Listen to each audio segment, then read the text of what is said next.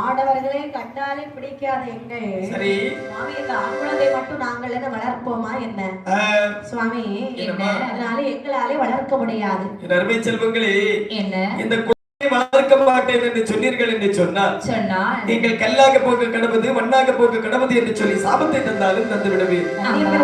என்ன